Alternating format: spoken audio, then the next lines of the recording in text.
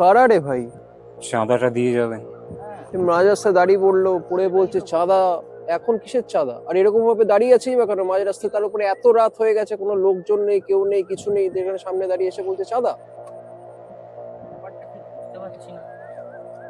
কিসের চাঁদা? পয়লা বৈশাখে। তা এখন হঠাৎ এরকম এত রাতে তোমরা চাঁদা চাইতে এসছো, কেউ নেই আশপাশে, পুরো এত অন্ধকার, এরকম ভাবে চাঁদা কেউ চায়? কেন আপনারা জানেন না এখান দিয়ে গেলে চাঁদা দিয়ে যেতে হয়? না, আমরা তো জানি না এসব ব্যাপারে। আর আপনারাই বা কে? আপনাদের তো কখনো এর আগে দেখিনি এখানে। আমাদের সবাই দেখতে পায় না, আপনারা চাঁদাটা দিয়ে চলে যান। বেশি কথা না বলে তাড়াতাড়ি চাটা দিয়েই দেয়। সেটাই ভাবছি, এত রাত্রিবেলা অন্ধকার, কেউ নেই, এখন চাঁদা চাইছে। যাই হোক, দিয়ে পালাই যা হোক করে। চাটা দিয়ে দিয়ে দিই ভাই, টাকাটা বল। হ্যাঁ। দিয়েই দিই। এ নিন দাদা, টাকাটা নিয়ে নিন আপনি। এ নিন দাদা টাকাটা। এ নিন, আমি আসছি, আমি এগিয়ে আসছি। এ নিন দাদা।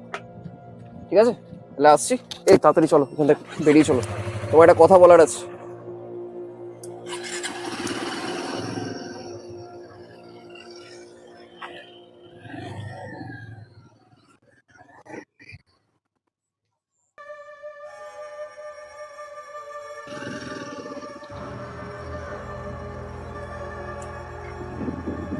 এটাকে জিজ্ঞাসা করি, দাঁড়া। আচ্ছা কাকু, আমরা একটু আগে এখান দিয়ে আসছিলাম, দেখি এখানে তিনজন ছেলে দাঁড়িয়ে ছিল, অদ্ভুত ভাবে আমাদের কাছ থেকে চাঁদা চাইছে, বলছে এরকম সামনে পুজো আছে, পুজোর চাঁদা দিতে হবে। তো আমরা দিলাম, দিয়ে হঠাৎ করে চাঁদাটা এখন দিলাম, দেখি হাতটা খুব ঠান্ডা ছিল, আমি ব্যাপারটা কিছু বুঝতে পারছি না। কিন্তু বুঝতে পারবেন না ব্যাপারে? হ্যাঁ হ্যাঁ, চাঁদা দিয়েছি। বেশিক্ষণ বাইরে থেকো না, তাড়াতাড়ি চলে যাও। ঠিক আছে ঠিক আছে। হ্যাঁ, মানে কি হয়েছে না হয়েছে? তবে শোনো, আজ থেকে ঠিক 2 বছর আগে ওরা ঠিক ওইভাবেই চাঁদা তুলছিল।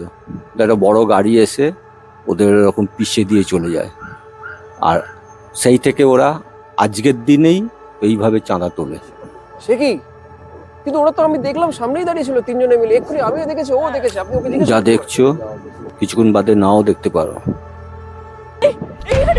আরে কোথায় গেল রে ভাই? পেছনে তো নেই, চলো না ভাই, বেরিয়েছে।